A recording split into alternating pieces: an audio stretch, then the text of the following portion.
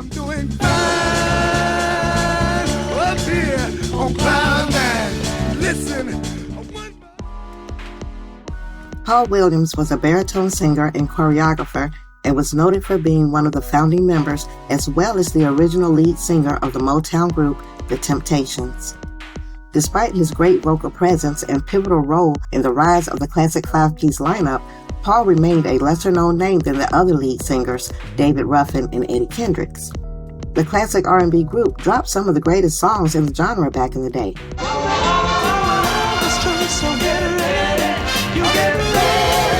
So now, let's back it up. Paul Williams was born on July 2, 1939 in Birmingham, Alabama, and it was there that he planted his roots in harmonizing.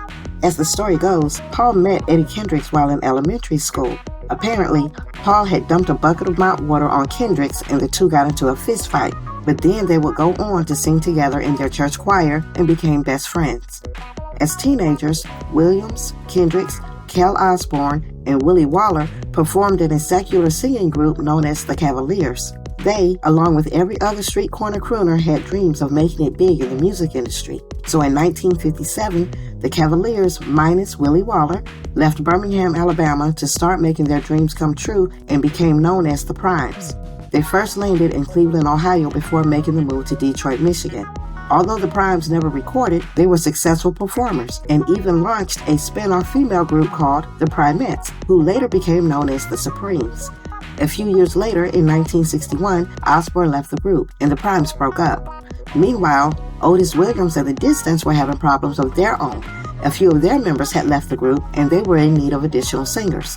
The two half of groups came together and formed the Elgins. What you calling yourselves? The Elgins. The Elgins? Like the wristwatch? Yeah. When given the opportunity to audition for Motown, the group first changed their name from the Elgins to the Temptations and then performed Mother of Mine with Paul and Eddie singing lead, just like in the movie. Paul sang lead on several of the group's songs. If it's love that you're running from, there's no hiding place. And he was the main lead singer during the group's early years. However, they started to become known as the hitless Temptations after they were signed with Motown. That is, until 1964, when the group became soul heroes with their smash hit My Girl with David Ruffin singing lead. And by the next year, Paul's role as lead singer had taken third seat to Ruffin and Kendricks, to which Paul's response was, "Shit, I can sing too." And he was right, he could sing. And he could also dance, perhaps better than anyone else in the group. At the least, he was better than they were when it came to putting together the right moves with the music. It didn't stop with them though. Paul also put together routines for the Supremes, most notably their trademark moves for Stop in the Name of Love routine. But just like Paul's singing was pushed to the background, so was his choreography. Motown assigned another dancer, Charlie Atkins, to choreograph the group's dance moves. Working with Atkins, plus their history of moving the way Paul had taught them, led the Temptations to being known for their precision on stage, which was also pointed out in the Temptations movie during a stage performance when Paul was drunk and had to perform in 1968. And as the Temptations enjoyed their success and fame, not many fans knew that Williams had sickle cell anemia. Paul's health deteriorated to the point that he would sometimes be unable to perform, as he suffered from exhaustion and pain, and soon, alcoholism. According to online sources, group members did what they could to help Paul. They alternated between raiding and draining his alcohol stashes, they performed personal interventions, and kept oxygen tanks backstage for when Paul had problems breathing. Paul's health, as well as the quality of his performances, continued to decline though, and it took him a while to seek medical attention. The Temptations then decided to enlist a fill-in for Paul, Richard Street. Street had been the former lead singer of The Distance way back before The Temptations was a brand. He was hired to travel with the Temps and sing all of Paul's parts from behind a curtain backstage. Likewise, when Paul was not well enough to go on stage, Street took his place. In 1971, Paul was finally persuaded to go see a doctor. It was during that time frame that a spot was found on his liver, and he was advised to retire from the group and focus on his health. Paul left the group and Street became his permanent replacement, but for the next 2 years, Paul was paid the same royalties and kept on the payroll as an advisor and choreographer. When that gig was up in 1973, Paul tried to make it as a solo singer for Motown, and his longtime friend Eddie Kendricks, who had also left the Temptations, produced and co-wrote Paul's first single, but Motown refused to release it. Motown was pretty funky, wasn't it? Very Gordy, Anyway, in Paul's personal life, he was married to Mary Agnes Williams, and together they had 5 children: Sarita, Kenneth, Paula, Mary, and Paul Jr., who later followed in his father's footsteps and joined a Temptations spin-off group called The Temptations Revue, featuring Dennis Edwards. Paul also had 3 other children outside of his marriage: Paul Williams Lucas, Anthony Johnson, and Derek Vineyard. While married to Mary Agnes, which happens to be the same name as Squeak in The Color Purple, y'all remember that? It was said that Paul fell in love with a woman named Winnie Brown, who was the hairstylist for the Supremes and family member to Florence Ballard. On August 17, 1973, at the age of 34, Paul Williams was reportedly found slumped in the front seat of a car at 14th Street and West Grand Boulevard. Some reports say he was parked in an alley and had just left Winnie Brown's house after they two had argued. A gun was found near Paul's body, and his death was ruled a suicide. Supposedly, Otis Williams claimed that Paul had expressed suicidal thoughts to him and Melvin Franklin months before his death.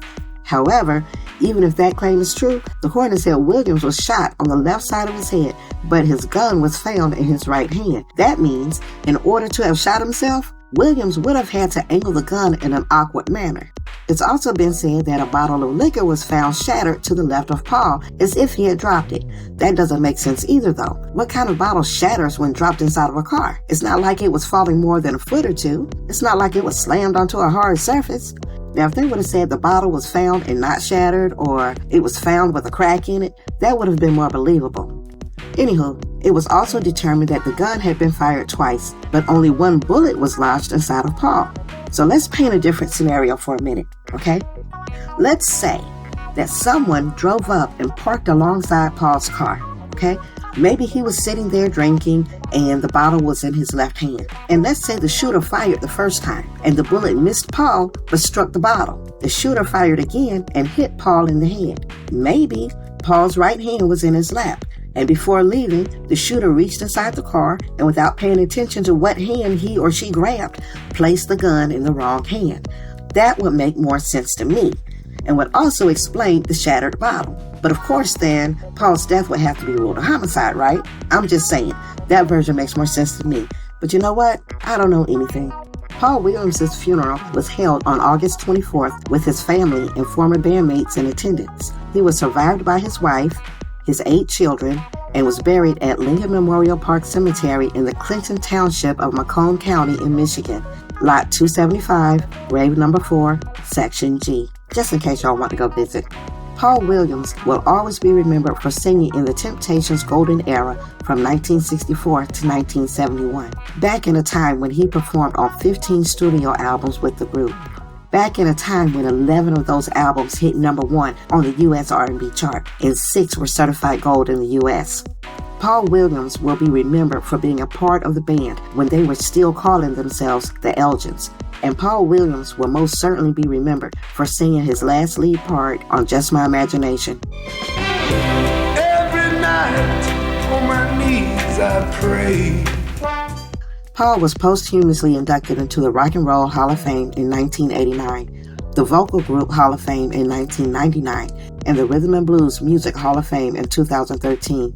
Both of his solo recordings were later released by Motown on Temptations-related compilations in the 1980s and 1990s.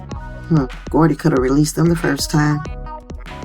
Paul Williams, July 2nd, 1939 to August 17th, 1973. Rest in peace, Mr. Williams. I'm doing fine.